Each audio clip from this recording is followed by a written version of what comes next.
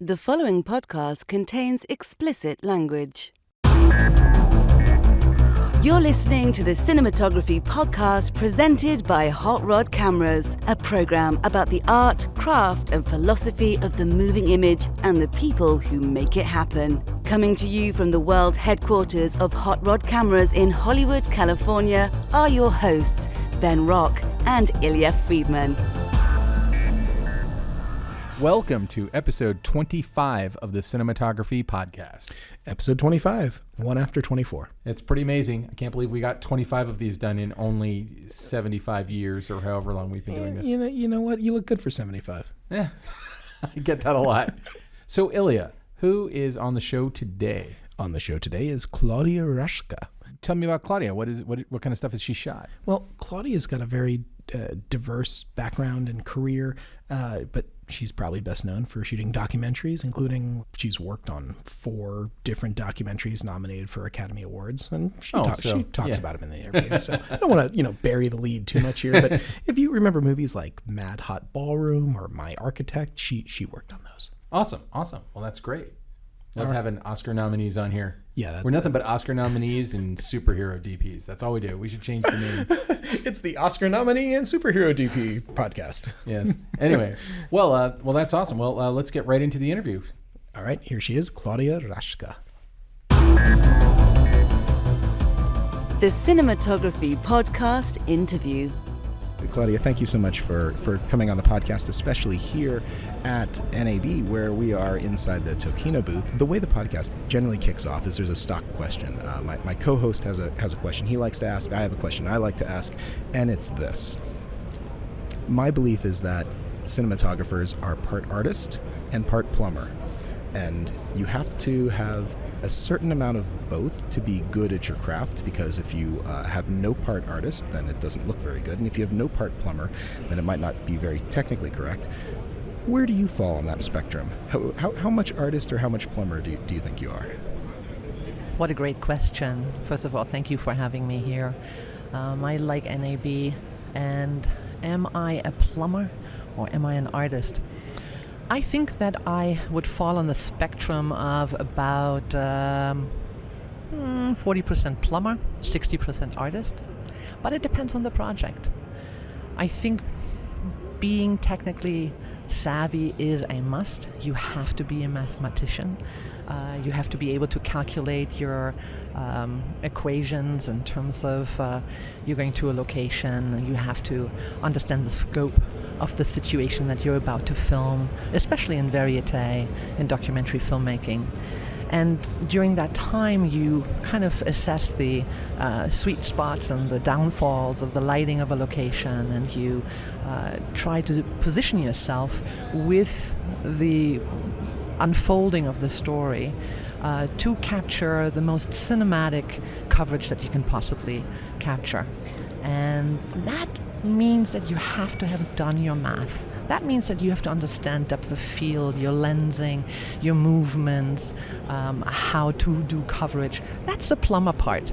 And so once you have that in your blood, then you can become the artist. Then you can say, ooh, look, this is becoming emotionally intense. I'm going to go into silhouettes.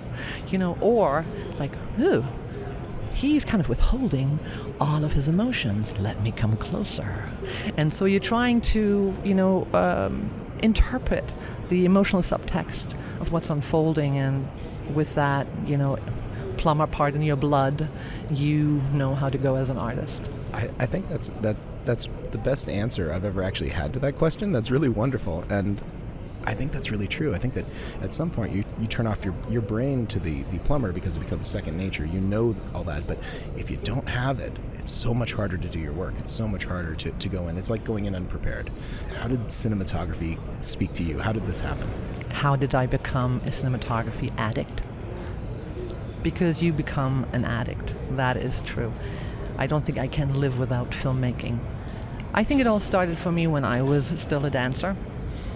I came to New York in '84 and was heavily involved in modern dance, but I had to support myself, so I had multiple waitressing jobs.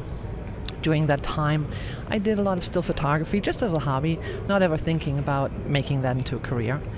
And a colleague of mine saw it and said, like, hey, you really have a good eye. Have you ever thought about going into cinematography? I said, like, what's that? And he happened to be a part-time teacher at Columbia University and took me under his wing and said, like, look, I'll teach you how to become a camera assistant if you want to just check it out, because I could use some free help. I think everyone ever got started in this business has heard that one, but at least you got it out of the way right at the very beginning. I mean, I'd like to exploit you for a little while. Do you think you could do some work for me? So. Exactly. So anyway, he took me under his wings, and little did you know, he gave me the camera and taught me how to load the film, and I looked at the camera like a sculpture. For me, I have sculpting background, I have painting background, I have dance background. I've always been in the arts. And so it was like, wow, this is magic. It's a sculpture, and there's some mystery in it, because I am going to close this, and then he's going to use it, and then there are images. Wow. So that was the first part. Then he invited me on set, obviously. I was there, and it was amazing. Everybody was working so hard and furiously, trying to, raise time to make all of their work happen. And then the director would call action. And all of a sudden, the crew became invisible, and this invisible story became visible. And I caught myself being in the middle, or at the intersection of two worlds, the harsh reality of sweat and tears and this magic of storytelling. And being at that transition and being invisible and then being visible with really hard work was a dream come true, because I saw lighting that was like me painting.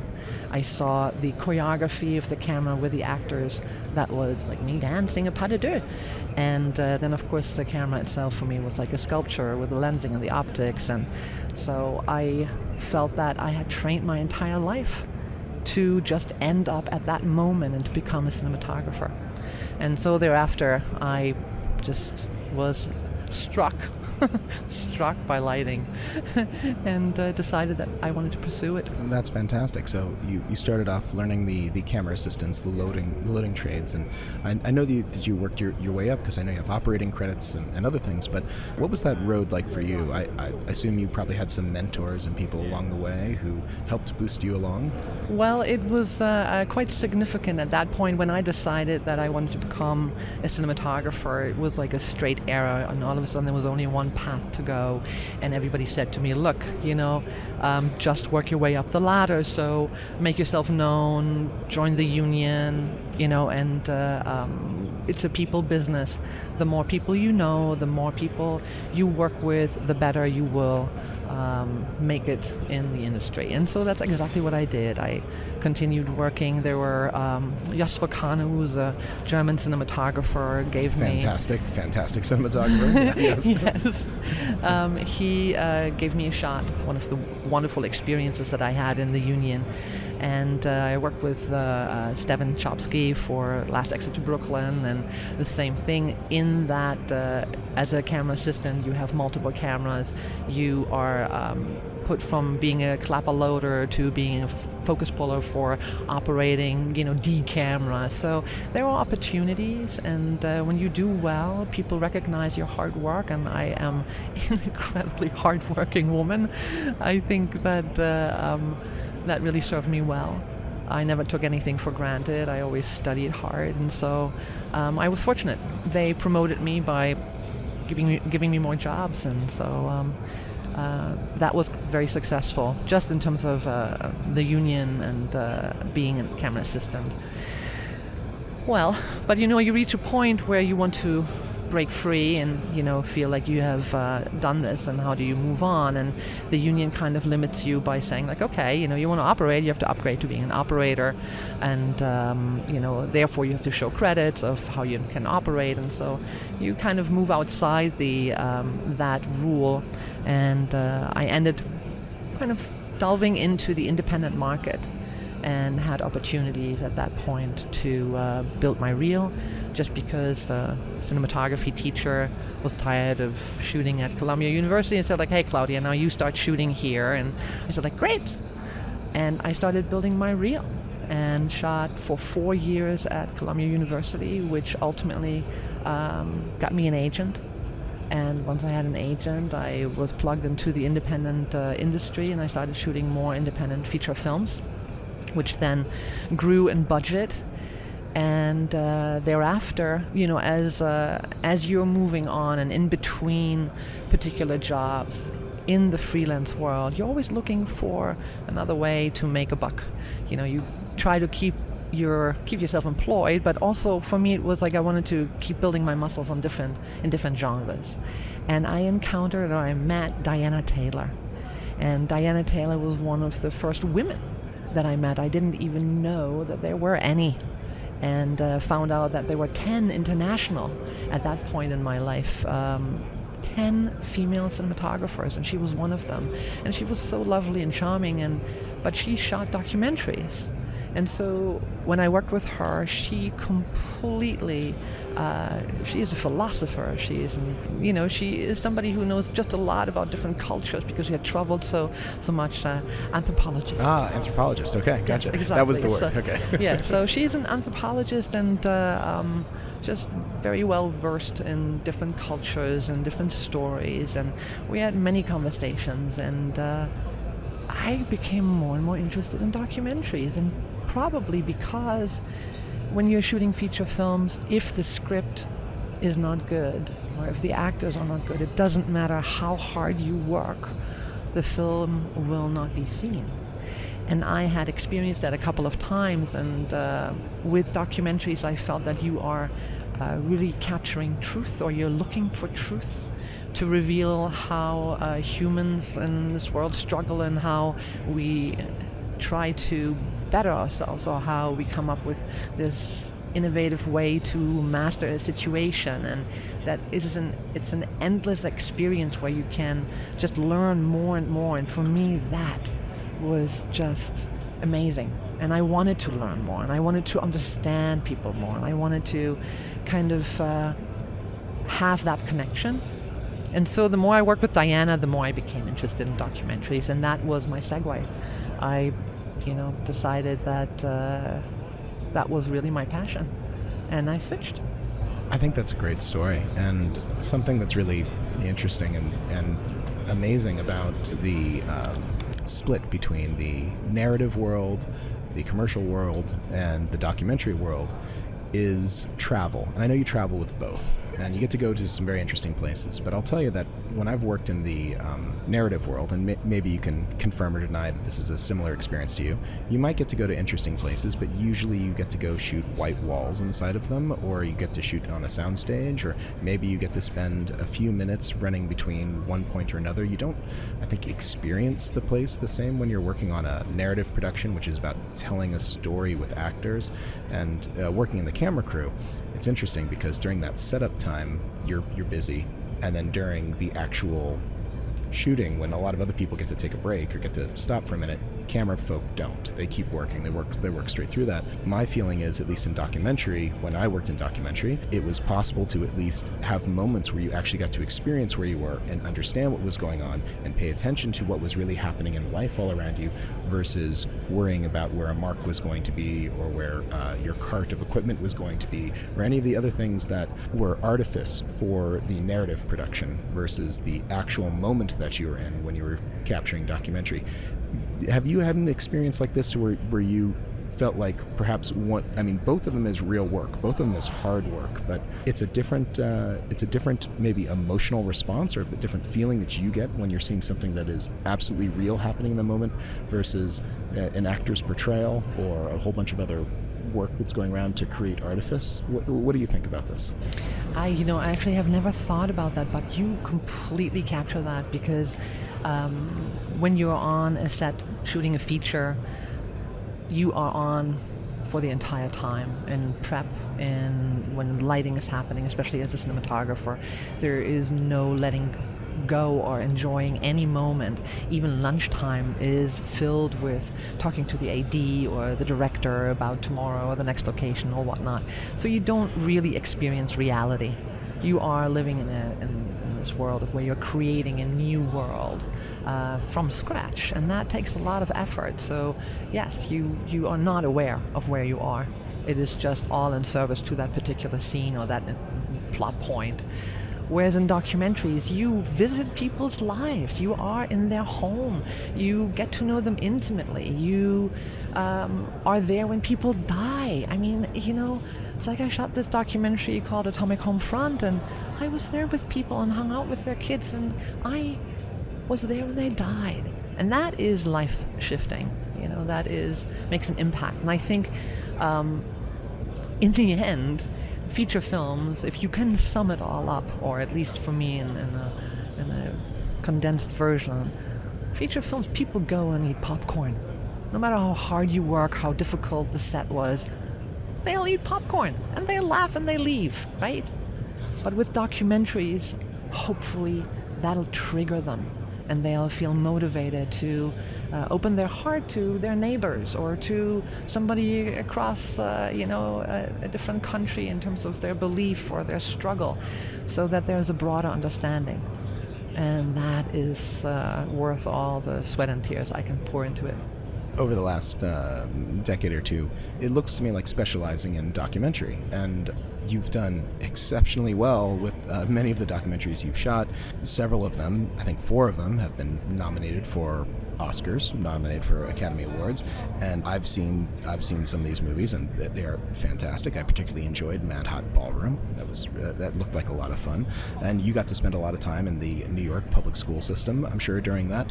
But tell me about some of the other places that you've been, because I know you've been to some other really exciting, interesting places. I mean, we can spend the next hour talking about Mad Hot Ballroom, but really, I'd like to find out about some of the other interesting places that documentary work takes you, and you've gotten to have experiences that a lot of people don't get to have, and that's the wonderful thing about your documentaries, is that they give people a little window. But when you're there firsthand, it's not even the same as seeing it on the screen. You get to kind of live and embody and be in that space. So tell me about where you've been that had an impact on you. Well, I did this documentary called A Sea Change, and that is about ocean acidification. So I have a passion for science documentary. I've done one on particle physics, and I'm doing right now one on a mathematician about coding and computers. And so there's like a certain... Sometimes I feel like a science nerd, but anyway... I did this documentary with Barbara Ettinger on ocean acidification, which was titled A Sea Change. And part of it took us to Alaska, to remote areas where the ocean was ultimately analyzed and investigated, and new ways were kind of invented to really statistically measure of how much CO2 was being absorbed by the ocean. And for the longest time, people thought, or scientists thought, that the ocean would kind of sponge up the CO2 and pull it like a sink all the way down the drain. Unfortunately, the reality is that the CO2 stays pretty much in the upper layer of the ocean, and this is where all the fish are. And so with the pollution, the food chain of the fish kind of gets disrupted because of the plankton. The plankton has to choose ultimately if the ocean is too acidic. Should they reproduce or should they just survive? And because of the lack of a certain amount of food for the fish, it affects the entire food chain, and so it was predicted that by 2050 we will have very little fish to fry. Wow. So that took me ultimately to Alaska, but it also took me to the North Pole. And so we went to Svalbard, and from there it was very funny because, you are flying across the ocean, and then you're flying across the ice, and then you're flying across these mountains, and you can see the glaciers because of how they're moving. They have these wonderful dark lines. It's basically the stone from the mountains that has been shaved off because this massive amount of snow just pushes past them and carves deeper and deeper into the ground. And so you see these wonderful lines, and it's very graphic and beautiful, but at the same time it goes on. And as you're landing in this tiny airport, which is basically just one gravel road, you know that you're really out far. And, if the plane should crash, which it could, right, it's going to be hard to be rescued. So you go to places with documentaries that kind of make you a little bit nervous and give you a certain taste of a different lifestyle. And while we were there, it was a very international community of scientists, but also it was when we were, first day there, they came up to us and said, like, so, you need to learn how to shoot a gun. Wow, I said, that's really? not something you expect when you show up on the first day. I said, really? It's like, yeah, because, there are polar bears here, and for you, you are just a steak for them. Okay, so this immediately makes me think, did you ever have to fire that gun? Did you have to, were you on the polar bear menu at some point, or no? Well, but it's quite a shock when you go to the restaurant. And in Norway, they don't have the same limitations in terms of what they can serve. And they do put the polar bears on the menu when they got shot by the humans. So we did go, and there was polar bear steak on the menu. It was very funny because ultimately the polar bears, mostly the cubs, when they separate from their mothers, get disoriented and they don't know where to go. And so they wander into these tiny scientist villages, which are like 30 wood structures. And you just don't know where they're going to be. So you come out in the morning and you step really carefully around the corner because there could potentially be a polar bear. There are polar bear signs all over the place. Be aware of polar bears, And so even the sled dogs there are all in huge fences so that the polar bears don't get to the huskies.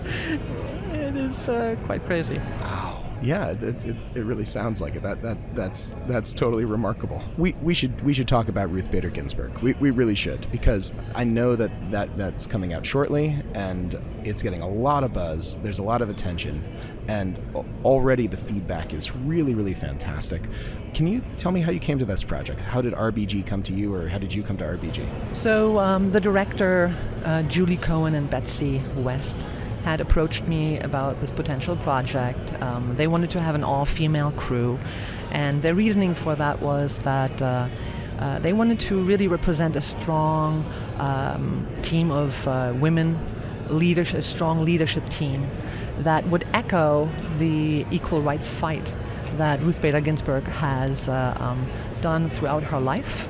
And they were already convinced about my abilities because I've been in the business for 30 years, and so they were really excited to team up. And that's how it started. And then we started talking about how to make the film. And, it is a biography about a person who has lived already a life. So variety of capturing any life events is going to be difficult. A, because she's a Supreme Court justice with incredible little amount of time for us, because her schedule is so booked with, of course, incredibly important cases to handle. And life-changing, world-changing, yes. nation-changing. Yes, exactly. She's got a little responsibility on her plate, just a smidge. But the film ultimately is her personal story and her professional rise as this diminutive and quiet warrior to the nation's highest court during a time that was quite hostile for women. She has left a humongous and breathtaking legacy for equal rights, for women's rights. And so I was really so happy to be part of the team and try to capture that. So our conversation ultimately about how should we shoot it centered around we will have a lot of archival footage to intercut. Tons, yeah. Rather than home movies. So a lot of archival footage and a lot of interviews. So it's an interview-based documentary. How can you create a certain cohesive look for that? And so for me it was twofold. One was I wanted to create a character-driven interview setup that would capture the person's reality and who they are. And then at the same time, I wanted to find a common denominator between the archival footage and what I would be shooting. And so for me, archival footage varies, of course, when it was shot, how deteriorated it is. And so for me, one thing is in common, which are the blacks. So black compression was for me one link to bring both of these types of footages together. And so I ended up using the C300 Mark II and shooting everything in C-Log, not in C-Log 3, but just in C-Log, which has, for me, a similar look at times. And so, that was my beginning approach. So for all our audience members out there who have no idea what a C300 is or what C-Log or any of this stuff is, C300 is a camera made by Canon, and C-Log is a picture profile setting that essentially allows you to match cameras and to get the maximum amount of dynamic range so that you can have this wonderful control over black level. We're generally a non-technical podcast, but at the same time, you can get as technical as you want. So don't feel that limits you. But every once in a while, when we have people on the show who mention something technical, I try to put in a little explainer for those people out there who, what was that? My brain just exploded. Okay, get back to talking about like something I can relate to, that sort of thing. Anyway, okay, so Ruth Bader Ginsberg, yes, you have this mountain of archival footage. I mean, decades and decades of this wonderful footage. But I saw some of RBG, and you did get some verite moments. There's some wonderful stuff of her working out with a personal trainer. It's like, that is not exactly what the first thing you expect when you see an 84-year-old Supreme Court justice. So tell me about some of those little moments. I know your time and access to her was limited, but you got to go shoot her working out. So it's like, tell me about some of these moments that you didn't necessarily think that I don't know. I don't know if you planned from the beginning to capture her, exercising, but tell me about that. Well, of course, we had hoped that we would catch her somehow, maybe at home or maybe doing something in her office, but because everything is kind of locked, she can't really talk ever about any of the cases, and so that was instantly out of the question. But we did, she allowed us to focus on her working out, and it was funny because, her workout is a rigorous 45 minutes. We were allowed in there for about half an hour, and I brought in a second camera because I knew that half hour needed to be maximized as much as possible. So my colleague was shooting tight shots while I was trying to kind of float around the two of them and get the coverage best of her. But the funniest thing was we came in and she's wearing this shirt and it says Diva. That's great. That's awesome. And so that all made us smile so much. And she was just a crackerjack, She was just doing everything and keeping to the beat, so to speak, of her workout. It was amazing that an 84-year-old can do planks and push-ups in her own style. Mind you, she's not a bodybuilder, but my goodness, she's fierce and she has strength. And it is quite misleading when you meet her first because of the way of her posture. She has this tendency to have her head down. And sometimes you think, oh my God, is she going to fall when she walks? But don't underestimate her. She is quite strong. I feel like there's a Clarence Thomas joke in there somewhere, or Antonin Scalia joke or something somewhere, but I'm going to be in better taste. I'm just not going to say it. But yes, when I saw those clips of her planking and stuff, I was like, damn. I was like, it's really impressive, and it's really just not what you expect from, you know, a Supreme Court justice, leader of the free world. I mean, basically, that's what we're talking about. That's what the Supreme Court does. We're starting to run out of time, and I do want to talk about RBG just a little bit more because it's so interesting, and it's the latest thing that you're working on. But then I do want to go back to a couple things in the past, which I'm personally really interested in because it's stuff that I've seen and loved. Anything from the RBG experience that you took away? Like, I know that it's amazing to get to shoot Ruth Bader Ginsberg, and I think it's amazing to work on an all-female crew. I don't know how many times that's happened in your career. I have a feeling this was the first time. I was going to say that, I mean, and that is something that I don't think a lot of people realize, that this industry is a male ghetto, let's face it. It's like it's dudes everywhere, and to actually have a set that is all female, that's kind of an amazing and an outlier. I mean, that's not a typical thing. So, but it isn't, and if you think about the statistics that they came out with the beginning of the year, in the first 500 productions at this point, it's 4% representation of women in leadership, you know, meaning being as a cinematographer, actually, I think we are still like at 2%. That means, you know, 98% are men. That's right. But, you know, I have to say, for my own career, I've been incredibly supported by my male colleagues and, you know, share a lot of admiration for their work and their support. Yeah, and I got to say that, you know, even though it is predominantly male, I don't think that there is a conspiracy to keep women out. In fact, I often feel the opposite, that there's as much efforts as possible to try to include women in the camera crafts as possible, too. And that doesn't happen everywhere in all circumstances, but I like the direction that we're going. I actually finally feel like we're in a place where we're heading the right way, and there is much more inclusion, and this is all happening, and that's a good thing for everyone. I think it's great to have everyone to the party. So yeah, I agree. I mean, you know, having a mixed crew ultimately is a wonderful experience. I think the behavior is much more emotionally balanced, but the truth of the matter is that the opportunities are still very few for women to get bigger budgets or bigger responsibilities, and sometimes I think it's just because of how our society has grown. Everybody keeps looking for a guarantee of, if I give you this job opportunity, can you somehow guarantee that you're going to deliver? And if you don't have a history to back you up, saying, you know, look at all these women who have done the identical job and they have, you know, delivered, you can give me a shot too because I have a history lined up behind me. As cinematographers, we don't have that. And so you always have to prove yourself 150% on set. And, you know, I always feel that I have to prove myself so much over and over again to keep my job. Whereas my counterpart as a male, you don't have to prove yourself. You're not even fired until you really mess up. Yeah, I think that's I think there's a lot of truth in that, and I think that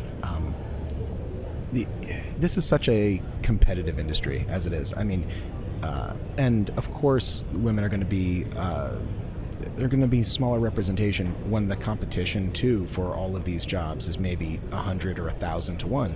But for the first time ever, at least, and by the first time I mean probably the last couple of decades, I would say I've seen steady increase that people are really being conscious about this and are really looking to try to balance their crews and are paying attention to who they've got and trying to lift up everyone and try to help them. So I think it's wonderful. I think it's very good. Claudia, in the final minutes that we have here, I'm going to ask you about Cradle Will Rock. I really liked Cradle Will Rock. I know you worked on it as an operator, and you got to work with you know, an incredible cast, an incredible director. I know it's a very overlooked movie. It's also a musical, but give me some little flavor of what that experience was like being on Cradle Will Rock. How was was it terrible? Was it great? Was it somewhere in the middle? I can see you're making a face right now, so I don't know that I don't know if I should have asked this question. No, actually, I had a really good experience. I think the reason why I'm making a face because even though that I have an operator credit there, and I certainly operated there, I wasn't on for the entire shoot.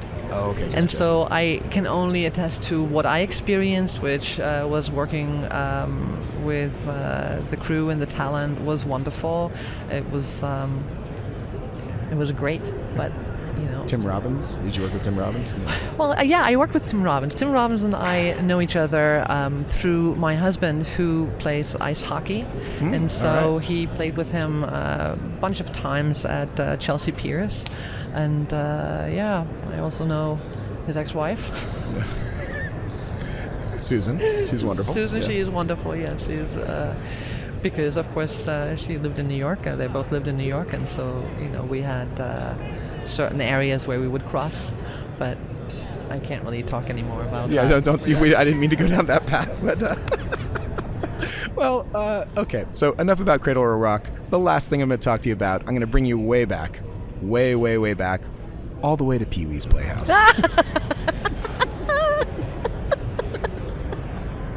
Which is something that I remember very dear to my heart. I wasn't that young when Pee-wee's Playhouse came out, but I was a real fan. And it looked like I can only imagine to work on that show would have been insanity, or it would have been the exact opposite, incredibly controlled, incredibly rigorous, and then when the cameras rolled, it was just zany. Oh, I don't know. I'm reading into this. I actually have no idea what the experience is. You tell me. Oh my gosh! What Pee-wee's Playhouse was amazing. It was amazing. I mean, the crew was fantastic. We actually had quite a balanced crew. The seconds were all women. Me included at that point before I became a first. But I think the funnest part was really the amount of magic that happened with the genie and the chair that could hug you, and Pee-wee just putting on his act, and you would always wonder, can he actually talk normally like we do, or will he always have that tendency to have this high-pitched voice? And he would just switch it on and off. It was just, he was a normal guy, but because of the suit that he was wearing all the time, at a certain point you just would forget to look at him differently. He would just be the character, and that was that. But we had some problems with the genie, because of course it's a real person, it's not just a head in the box. So getting the genie's head in and out of the box, and sometimes these poor puppeteers who are actually people sitting in the chair, and whenever you would sit down, they would hug you. I mean, they were suffocating. It was just so hot for them to maneuver. So just knowing the behind the scenes of how things work on Pee-wee's Playhouse was fascinating. And but beyond that, it's just work on set, And so everything was very kind of 9 to 5-ish. It felt that way. You knew exactly where your camera would be. You had 2 camera angles. You knew how everything was laid out. So it was a lot of just kind of really understanding how the magic would be created, and watching these different teams in the art department make it happen. So it was a lot like punching the clock. You were there 9 to 5. You did the work, and then you went home. It just so happened that doing the work was a whole bunch of people dressed up in sometimes full body makeup and all kinds of elaborate props and all kinds of It sounds like, and at that point it must have been pretty early in your career. So it must have been another day at the office. That's kind of, I think, in some ways the epitome of when people think of Hollywood or movie magic or anything like that. It's like, oh, here I am. I'm in my very normal life, and then I just walked into a place where a bunch of grown adults are acting like children. Exactly. But that brings me right back to what I always loved about, and I still love about the film industry, is that, or especially about making, fiction films, is that there is that intersection between reality and fantasy, and that you are witness to that, and that you work so hard, and then it's kind of like having a front row seat at the theater, at Broadway. You see it first, and so that thrill never goes away. I think that's a wonderful place to leave it. Claudia, thank you so much for being on the show. Thank you for having me. It was a great time. It was a blast. That's what I wanted to say. It was a blast. Hey, that was Claudia Raschke. Great work. Let's bring her back here next time she's got something big going on, or small, or whatever. I'm sure it won't take long at all. Hey, Ben, it's time to pay the bills. Yay, I love paying bills. Hey, one of our fantastic sponsors of the show, besides Hot Rod Cameras, is a company you may have mentioned once or twice called Arri. Never heard of them. Who's Arri? What's an Arri? Arri is a little company based in Munich, Germany. No, I lied. They're a huge company, and they make all But kinds they are of... based in Munich, Germany. They are based in Munich, Germany. Okay. Didn't lie about that part. Good. Hey, but I want to talk about Arri's new compact bridge plate. The compact bridge plate essentially is a new version of an old hit. Last year, they came out with one of these, and basically gives you lightweight rods, the ability to balance the camera properly, and to have a nice comfy... Okay, but back up.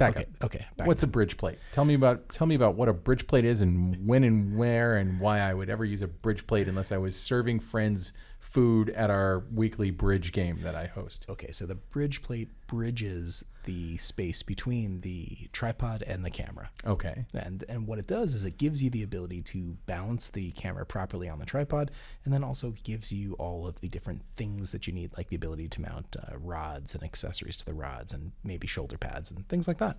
So it's a thing for ergonomics and balance, and making an Arri camera sit on your shoulder like it's part of your shoulder, but not in a tumor kind of a way, but like a super mecha robot kind of way. Yeah, you definitely are a little bit cyborg with this, but the good news is that the plates, Arri listens to a lot of feedback from people out there, and they've made them smaller and lighter and better and more functional. So if you are an Amira owner, if you are an Alexa Mini owner, you'll definitely want to check out the new compact bridge plates. They're awesome.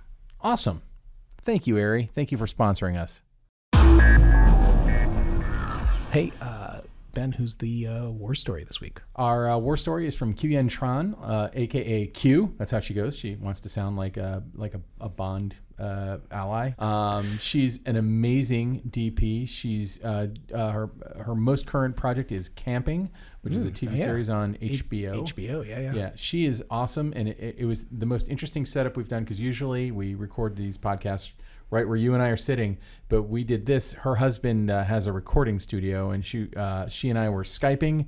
I was recording myself on my end. She was recording herself on her end, and you'll really only appreciate that in the actual interview, but Ben Katz did an awesome job of melding those two things. Oh, fantastic. And here's Q. And now, war stories. I had a great life in New York until 9/11. And that's when I decided to become a filmmaker. I was really, really close to the devastation, and I lost my apartment. All the windows were blown in, and half the building caught on fire. We couldn't return there.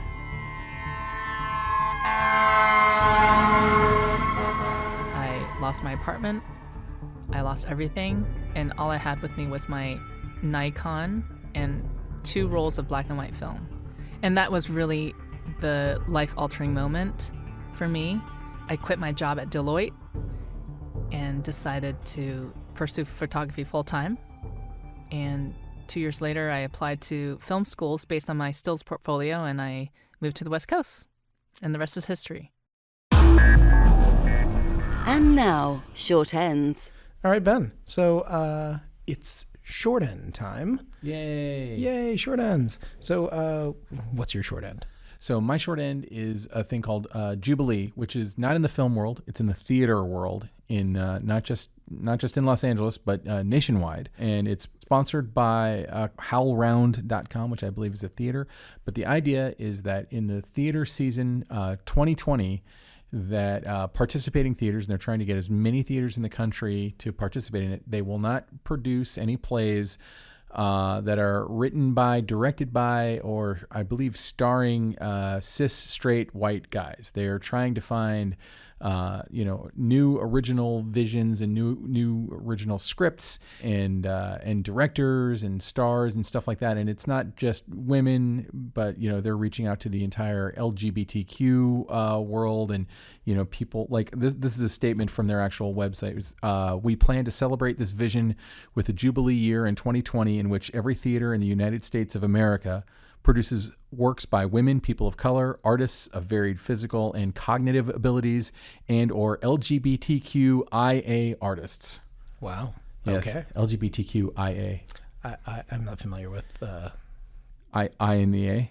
That's intersex and asexual, but I have been saying, and I hope that this doesn't come across as a piggish, cis, straight, white guy thing to say, can we get a word? Just let's get a word. I mean, can we even just pronounce all that as one word? But it would be a weird word to say. Yeah, there's no vowels in that word. But until the end, and then there's you could add some vowels.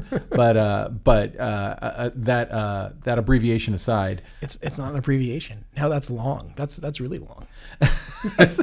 Let's not let that get in the way. As a theater director myself, when I first heard about this, also as a cis straight white guy myself, my first response was like, up yours. I want to have an opportunity to direct stuff. And honestly, that's like Monday through Friday. It is. That's the thing. As a cis straight white guy, I've had plenty of opportunities and have taken plenty of opportunities. And it's true. It's we have to make efforts, this being one of them, to give people of different backgrounds who aren't cis straight white dudes opportunities to create art of all kinds. That includes film. That includes, that's why, we want to see more women in cinematography. We want to see more women directing. And in the theater world, believe it or not, it's no different. And I think it's important. And it took me a little while. Not that it needed to take me a while. Not that it should or shouldn't. I'm just kind of admitting my flaws as a human being and as a cis straight white guy. That my initial feeling was pushback, and the more I think about it, and the more I talk to people in the theater community, the more I see how valuable it is. That there's so many unheard voices, and we need to, as a community, make a point of saying, like, no, we want to hear those voices. We want to hear those stories. And, I've had my chances before. I'm going to have my chances afterwards. Happy to sit out theater season 2020 and hopefully in some other technical or whatever way I can support the artists who are going to be coming to the fore. I had like a pithy comment that I was going to make, like some sort of joke in there, but I'm going to refrain because I got to say that, we have a much richer tapestry if everyone gets the opportunity. And it's true that there's a lot of disenfranchised people out there who don't get the opportunities. And if we're going to have a 2020 year where there's tons and tons of new voices entering to a space, I mean, let me tell you, I'm sure there's some theater somewhere that would probably still, do the straight white guy play. Oh, there are plenty of theaters. I mean, to my knowledge, the theater company I'm associated with in LA, which is Sacred Fools Theater, they're going to do the Jubilee. They're going to do the Jubilee. Okay. But I don't know if there are other theaters who've jumped on it. I'm sure that there are some, but yes, if you're a theater artist in calendar year 2020 and you're a straight cis white guy, there will be David Mamet plays produced in that year. Like, it's going to happen. And I just kind of feel like, there are going to be some writers or some directors who we never would have heard of who are going to become the next David Mamet, and they're going to become that because the theater community said, we want to hear from you. And there are going to also be like kids in high school or junior high school or whatever who are any of the people that they're trying to elevate, who are like, yeah, my voice needs to be heard, and they're going to bring us stories that we've never heard before. To me, that's more important than, butthead me getting to direct again that year, a play, whatever. Yeah. I hear you. And yeah, you're done directing. I'm done. I'm all washed up. Anyway, so Illya, what is your short end? My short end is it's interesting. It's not exactly the same thing, but I had a really awesome experience a couple of days ago. I spoke at the Canon Burbank office to a group called the Alliance of Women Directors, the AWD, which was frankly unlike any other filmmaking organization that I'd ever spoken to or even was aware of. Pretty much the way it works like this. They have a monthly meeting, and Canon in Burbank was actually really awesome to host this for them. In fact, they host all kinds of things there, and totally worth checking out because almost everything they do there is free. And I don't really know the whole story about Alliance of Women Directors as far as what it costs or how you get involved with that, but they do have seems like a very detailed website. But what makes the group extraordinary, and what I was particularly taken by, I was doing I was doing a presentation. Yes, it was like a PowerPoint sort of thing called Understanding Lens Choices, a mostly non-technical presentation for directors, producers, or any person on set. You should put that online, man. And not in the camera department. I probably could. I could probably. You should put that up, man. People would want to read that. Well, here's the thing. It's a presentation. It's like, it's a thing with images and me talking. Mm-hmm. I don't prescribe to that whole idea of death by PowerPoint where I just read what's written on the page. So I have a bunch of pretty pictures and I talk over it. So it won't make a lot of sense. You go to Premium Beats and you get some like Dixieland music and you throw it under you talking, and you got the good microphone right here, and you just redo the whole thing. So. Redo it as a viral video and put it up there. And never once would this video go viral. But okay, well, here, no more sidetracking about me or what I was doing there. But what I was immediately struck by was the crowd. I mean, the crowd, it was me, one other dude who was administering this thing, and then like 47 women. And those women were super engaged in my talk. Not saying that my other talks people aren't engaged, but they were really into it. It became very conversational. They asked a lot of fantastic questions, and then what was amazing to me is when it ended, and not to mention, as a presenter, I felt incredibly supported through the whole process, and the people were like really, really interested in what I had to say. But then it became the time of the evening where the directors show works that they are putting forth, and there's a questionnaire, and you answer questions about what it is.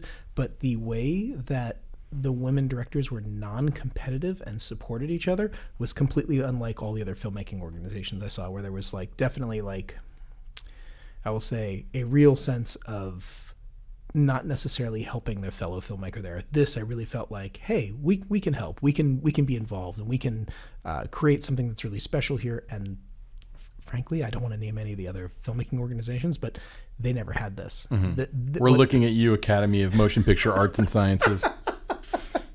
Yeah. AMPAS, yes, they failed in this regard. Well, I will tell you though, the AWD had it going on. They were amazing. They had incredibly talented people, really great feedback, and everyone was there to help elevate their sister. They were there to help push them forward, there to help make sure that what they were doing was the best they could possibly be. So is there a website that people can check out if they're interested in the Alliance of Women Directors? Yes, they can, at allianceofwomendirectors.org. Check it out. All right, Ben. I think that's that wraps her up. So that wraps her up.